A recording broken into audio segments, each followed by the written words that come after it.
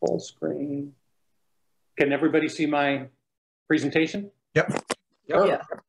Okay, we're going to talk a little bit about district grants, and particularly district grants as opposed to global grants. And district grants can be used for projects that benefit local communities.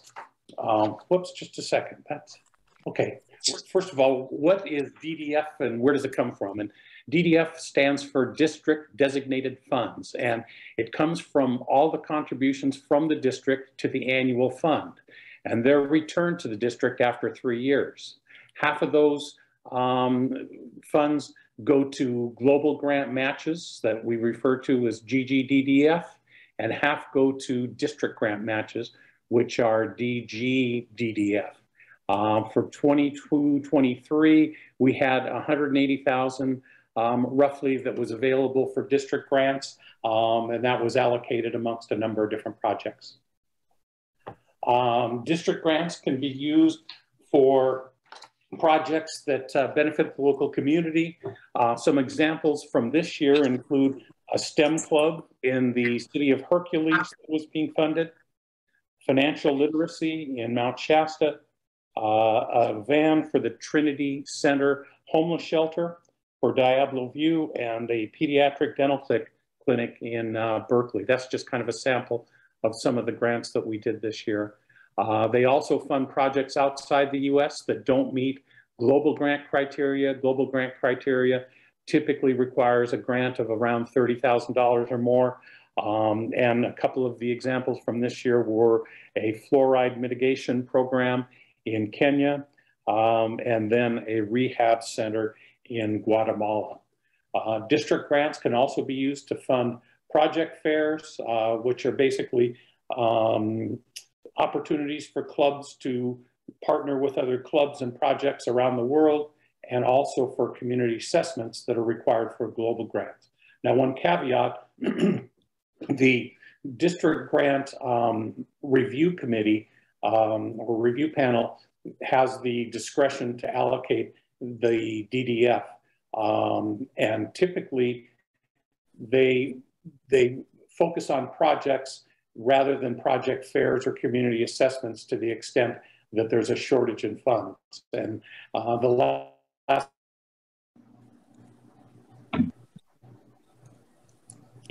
project from community assessments, first there were no projects that were put forth, but they probably would not have been funded. Okay. Who's eligible? All of the district Rotary and Rotaract clubs are eligible. There's no limit on the number of clubs that can participate. However, there needs to be one lead club responsible for preparing the application and managing the grant. We had one situation this year where we had multiple clubs trying to manage a grant, and it created some interesting challenges in terms of doing it and such. We're not going to go into a lot of detail relative to some of the ins and outs of clubs and how that works today. A lot of that will be covered on Foundation Day. Funding of DDF projects. Single club awards are limited to $10,000. If there are 2 or more participating clubs, an additional $5,000 can be awarded. However, the club contribution needs to be, second club contribution needs to be at least $500, and Rotaract clubs qualify as a participating club. For every dollar in DDF, it must be matched by 50 cents at other funds. Those other funds can either be club contributions or they can be contributions from other sources, and that could include other community organizations as well as Rotary Club. If there are monies for community assessments, they could do up to $5,000 for community assessments and up to $2,500 for project fairs. The Rotaract Club is yeah, Arnie, just a second. Community assessment. It's a catch-22 with Rotary. if you're going to do a global grant, you have to have a community assessment, and a number, like everything else with Rotary, you can't, if you're applying for a grant, you can't spend any money ahead of time and then get your grant and be reimbursed for it. So we added this to our policy a couple of years ago, where if somebody is interested in doing a global grant, we've allowed the possibility of applying for a district grant so that they can get some money from us to do their community assessment before they apply for the global grant. Perfect. Thank you, John. And then Rotaract Club's participation in district grants is new as of 22-23. And we're still in the process of finalizing some of the dollars and matches and that type of thing. But for 22-23, we had stated in the policy that they could be awarded up to $5,000. That will probably, John, be revisited this year in the policy. Yes. Yeah. Okay. What makes a good grant? Fills a demonstrated need in the community. It's sustainable on a going forward basis. Rotary involvement other than just dollars, and multiple clubs being involved, including Rotaract. Now, these are just some very, very general classifications of what makes a good grant. There are a lot of resources online, including the district or grant policy statement, and also terms and conditions of Rotary International grants that's on the RI website that includes more information than these. Again, the purpose today is just to kind of give you an overview of the grant process and some of the things that the grant review panel looks like. As I mentioned earlier, we've been oversubscribed the past several years. This year we had $212,000 in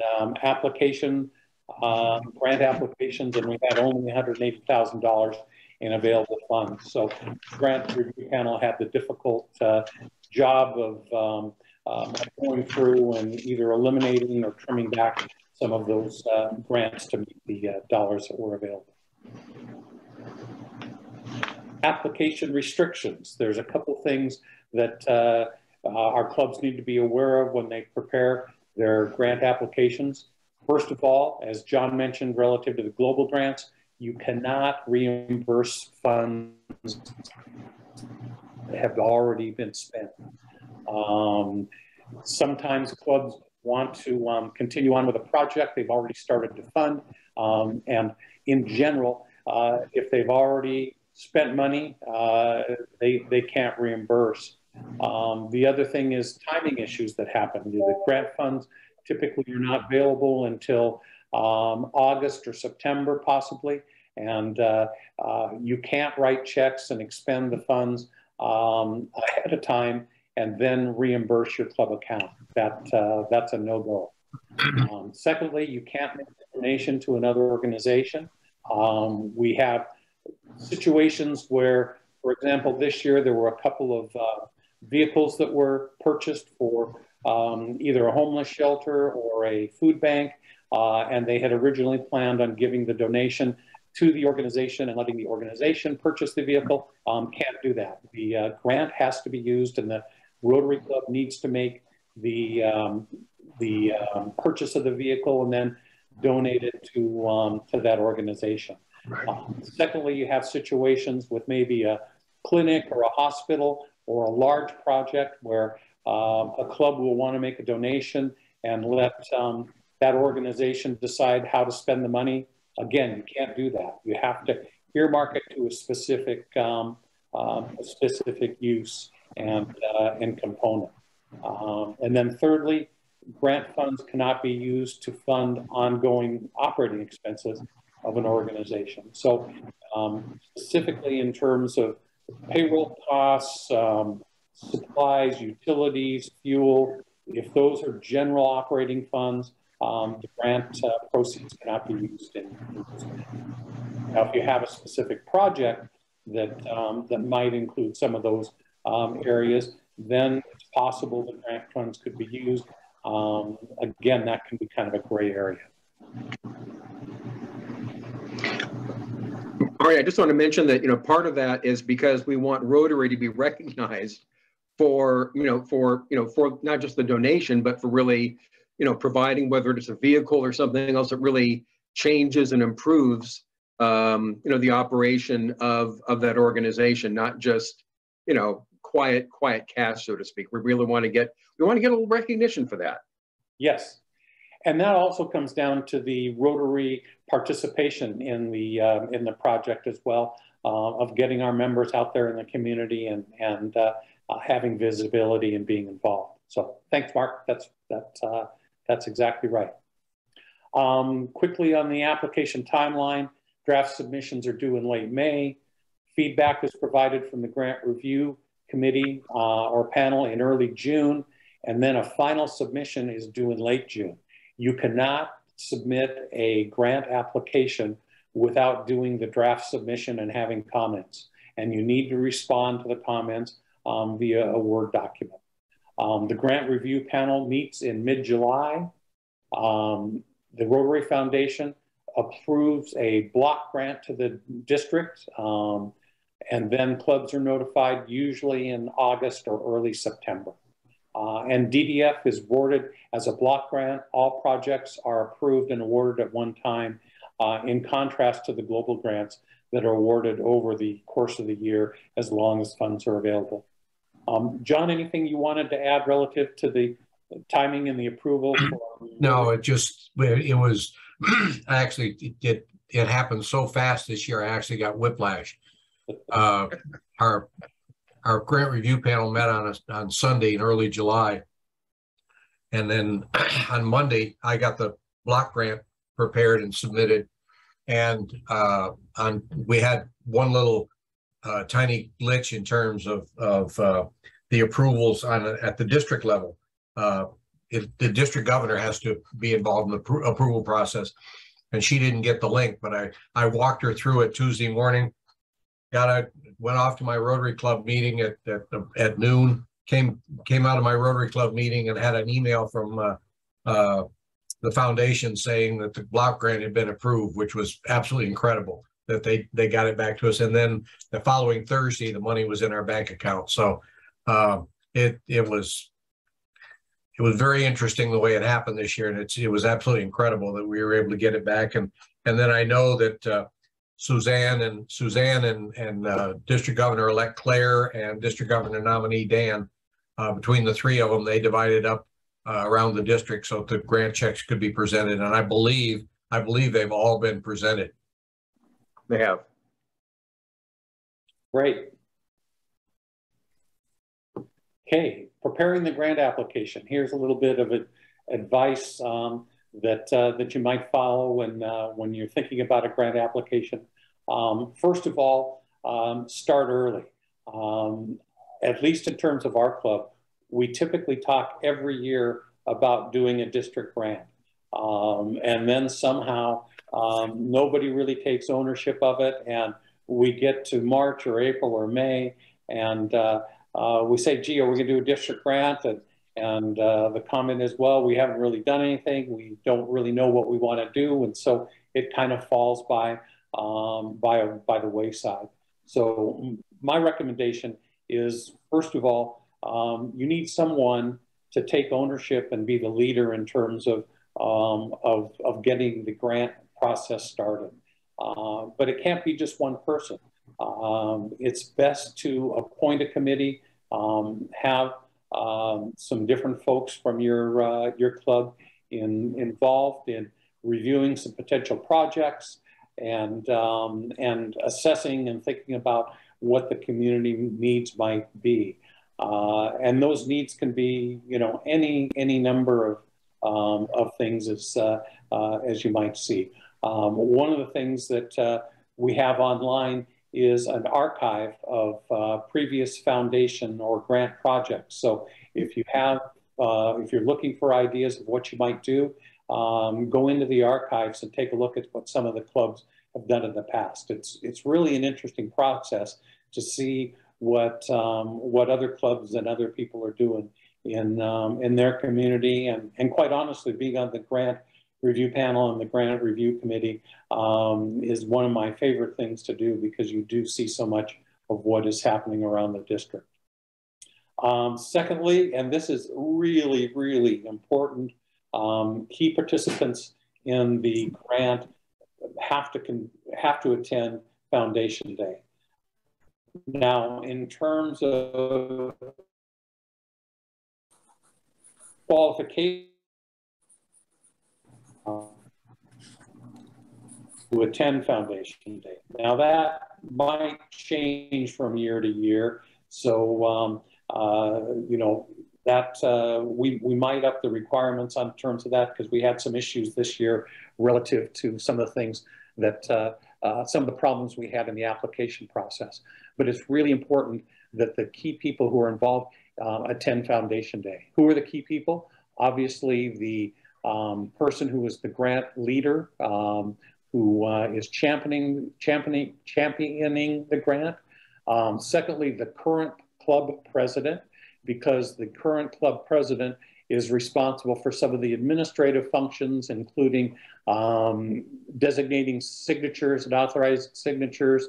And then the third person, probably who's key, is the president-elect, who will be responsible for operating or managing or leading the club during the first year of the district grant project.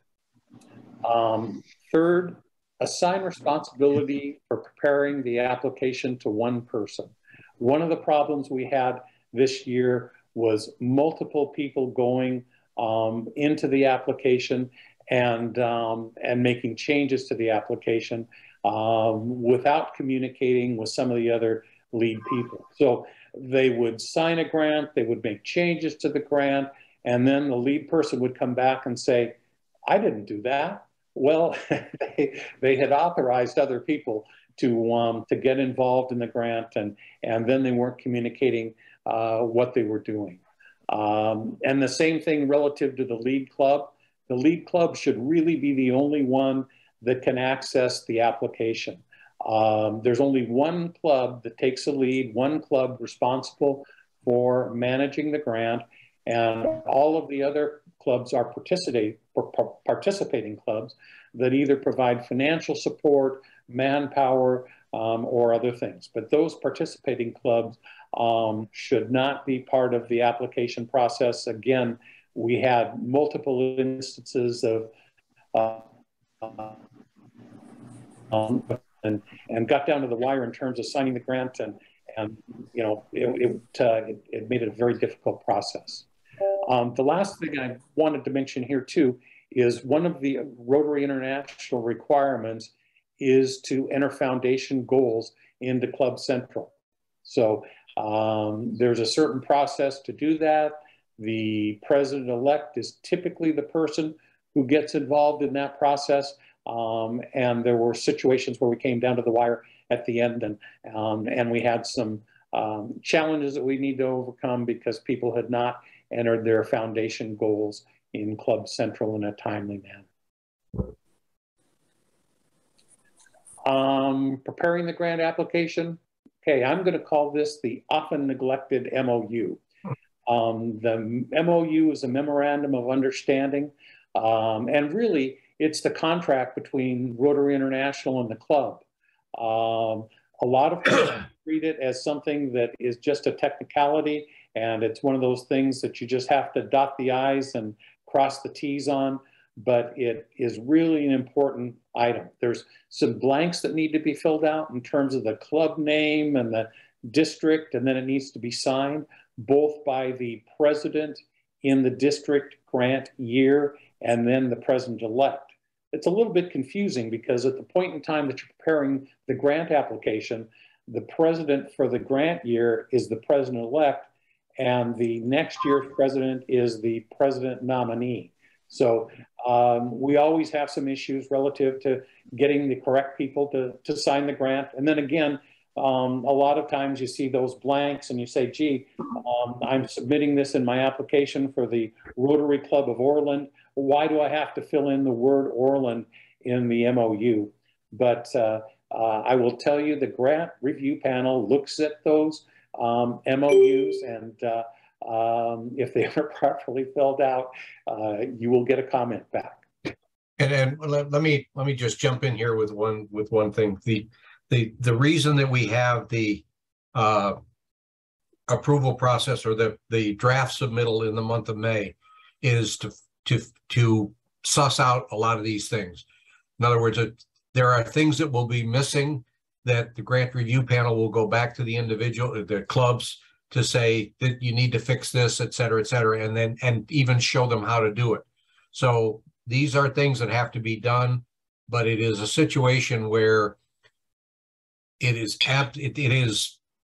literally lead people around by the hand to the point where we'll go back to them and say, this is what's missing. This is how you do it. If you have a problem, call us. And yes, every year we have people literally the day before the grant needs to be sent back in at the end of June. People call up and say, oh, gee, I just forgot to get such and such. And frankly, we haven't had a whole lot of sympathy with someone. We basically said, look, these deadlines are hard and fast. We've given you basically, for all intents and purposes, almost 60 days. There have been countless emails, countless phone conversations. And the idea is that when the things that are brought out, or things that are mentioned, is this needs to be fixed or this needs to be changed, it's very easy. And if you have a problem figuring out how to do it, give us a call and we'll walk you through it. Okay. And then finally, make sure your project is ready for funding. Earmarking money for future plans don't make a strong grant. We had a couple of instances this year where the plans for fundraising for a project weren't very far along, or the project hadn't been permitted, plans hadn't been done, and that type of thing. And the grant review panel is a steward of the district's money that the RI Foundation provides. And the grant review panel couldn't get comfortable that those grant funds would be spent in a manner that they could be comfortable with, and that type of thing. So your project really has to be to a certain point before it's ready to go to the district. Okay. Help. We had a lot of situations, and our grant review panel and our grants team really wants to have you have a successful grant. And questions came out, why can't I don't know how to, and all the time our responses were, did you, your president, your grant leader, whoever, attend Foundation Day? Foundation Day is there for a purpose. It's to explain to you how the grant process works and walk you through some of the things that you're going to see. So it's very important that you do that. Secondly, did you read our emails? When we started to do, after the initial draft grants, we sent out an email that had some different requirements that needed to be done. And the thing said, first you need to do this. And it was basically change the number from round 1 to round 2. Well, less than 50% of the people changed from round 1 to round 2. So again, a very small detail, but it was obviously didn't read our emails, and could give any number of examples that of the same thing relative to that. Also, reading the information that's on the DAC-DB application in terms of the instructions preparing the grant. Thirdly, did you go online for help? And I'll get to that in a minute. And then finally, did you contact a member of the grants team? Again, we're there to help you prepare your grant and have a successful grant. I had a couple of instances where people said, I don't have time to do that. And I'm sorry, that's not the right response. The grant review panel and grant team spends hundreds and hundreds of hours helping get these grants done. And if you want to have a successful grant, somebody has to recognize that it's going to take time to do that. Sources of information support, I'll go through these in just a minute. RI website, district website, DAC-DB, and the grants team. Here's some screenshots. This is from the district website. Under the foundation tab, you have various things, grant stewardship and so on. You can go to the district website to find grant policies and documents, information on past grants and training materials. This is DACDB. DACDB has a whole section on help, and these are basically PDF files that have screenshots and walk you through the entire process of doing a grant application. There's also on here one of the videos that is down below, getting started videos, grant 1 and grant 2, that will walk you through a video if you're inclined to do that. So ask for help. A compelling grant equals grant funding. And here are the contacts that we have. Myself, a grant committee chair. Danny Schwartz is our grant manager. And I spelled John Martin's name wrong, but John is in charge of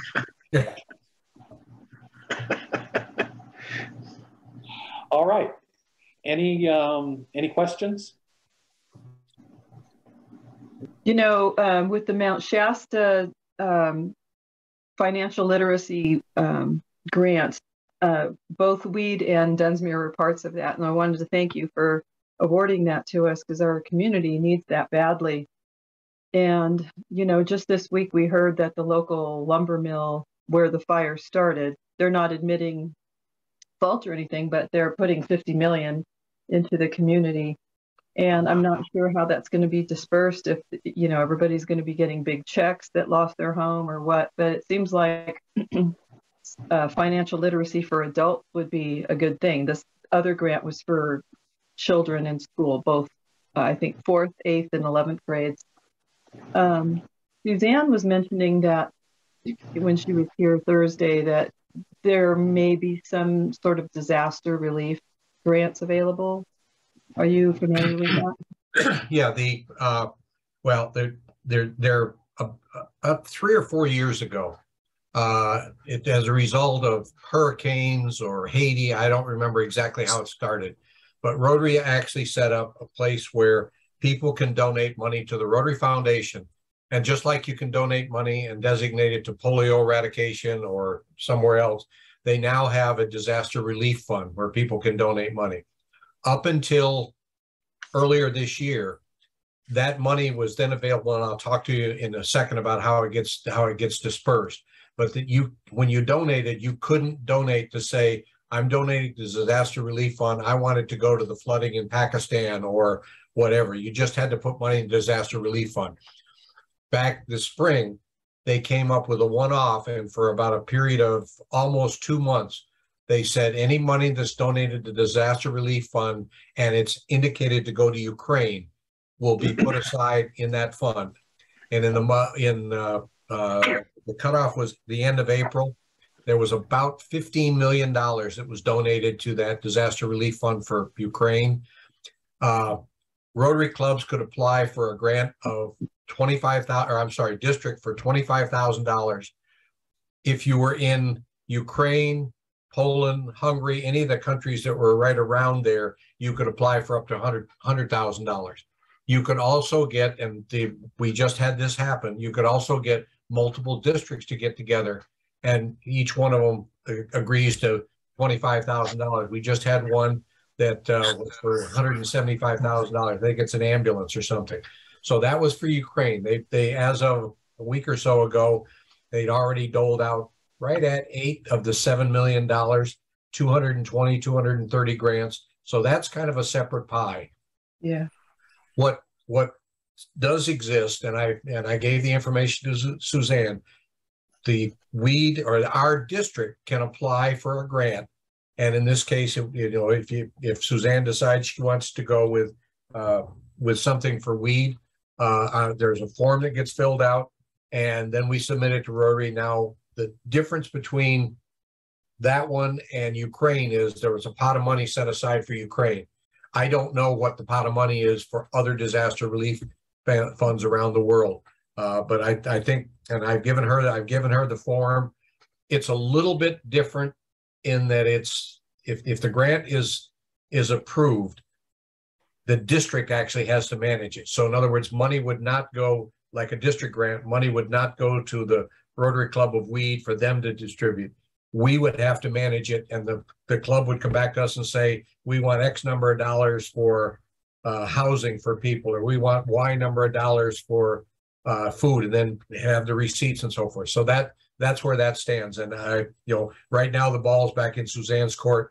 Excuse me. I think when she met, as my understanding, she was going to meet with your board, I think last week, and talk to you about it. I don't know what the next step is, but I've told her, as soon as you get something ready, I have to sign it. I said, I have no issue signing it. We actually were going to participate in this other grant for Ukraine, but a district can only have one grant at a time, one grant, not two, one grant at a time active. And so we chose to not participate in the Ukraine grant so that we could leave ourselves the availability of doing the one for potentially for weed. Wow. Okay. That's a long rambling expression to say, yes, it's viable. It's just a question of getting the application done. Okay.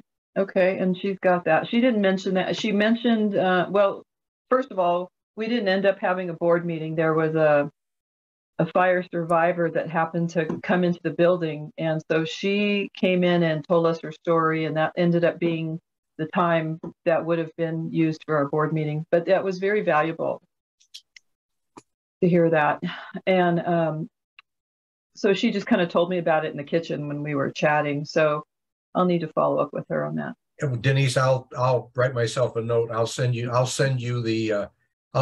copy of the policy and the application. Yeah, we are having a board meeting on Monday, so maybe we can even have her participate somehow virtually. Yeah, I'll get that to you. Thank you. Thank you, John. Thank you, Arnie. That was a good presentation. Thank you. The biggest, and I apologize. And one of the things that Arnie and we've all talked about is that just about everything that has happened this past year, grant-wise, in terms of things that weren't, or things that were missing or whatever, were things that were covered at Foundation Day. And I think it's a situation where we changed things up a number of years ago, because requiring the president-elect to attend Foundation Day we kind of felt like was a bridge too far. In some cases, the president-elects they're already in over their head, and so we changed that to the point where it just has to be a person from the club. But the other thing that we've talked about is there are times that people would send somebody to attend Foundation Day to get a check mark in the box. So our club had somebody attend, but the individual that attended, then it has nothing to do with the grant, and the people doing the grant don't talk to the individual that went to Foundation Day or don't follow up on the resources. And so, and we understand that there's a lot of information out there, that it's confusing at times. And the expression I have with people is, there are no stupid questions, and there are no, I asked this question last week and I forgot what the answer was. I apologize. I'm asking again. That's okay, because we do the same thing. I just, Arnie and I just exchanged a couple of emails earlier this week. I was having an issue in the grants module. And there was something I was trying to do, and I'm supposed to be the one that knows how to do everything. And I had to ask a couple stupid questions. It's like, oh yeah, now I remember how to do it. And so trust me, we're not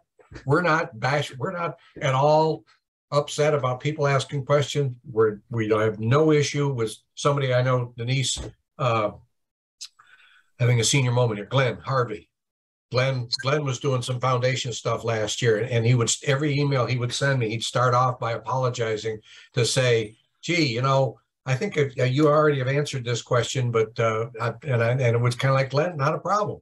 I don't mind answering the same question multiple times, because a lot of this information out there is confusing.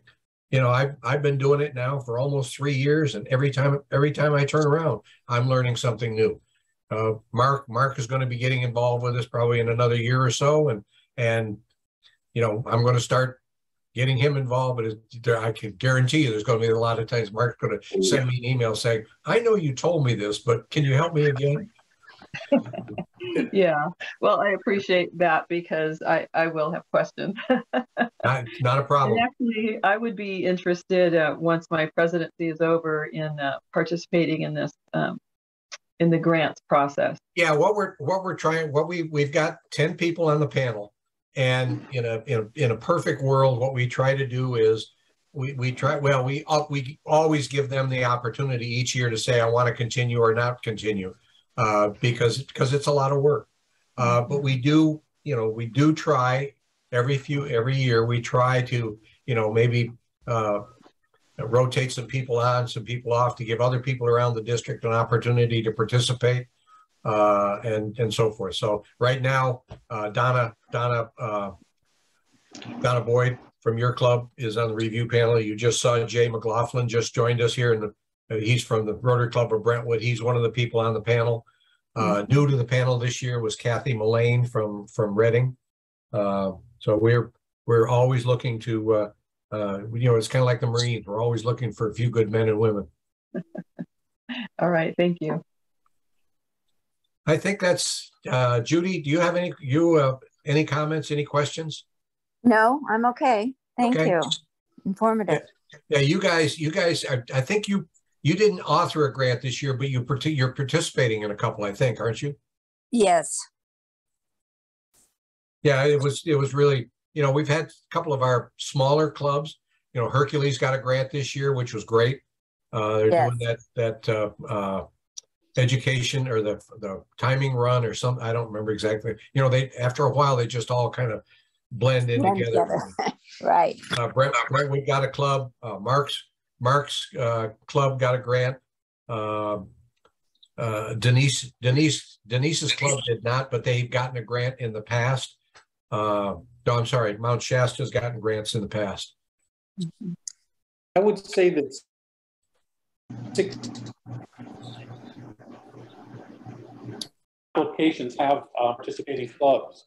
In fact, I'm kind of looking here. I guess there's 3 or 4 that don't. But out of 30 grants, I would say that 25 have more than one club participate. Yeah, we had 20 clubs apply, or 20 grants were submitted. Applications were submitted. There were 43 clubs that were involved, either authoring the grant or participating. There were several clubs that were participating in like 3 or 4 grants. I think Berkeley was involved in 3 or 4. Concord was involved in 3 or 4. Well, I think that pretty much wraps it up. Great to see everybody. I'm going to sign off and jump on one of the other ones here at the next at 10 o'clock, I think. Hey, Arnie, great job. Thank you, John. You too.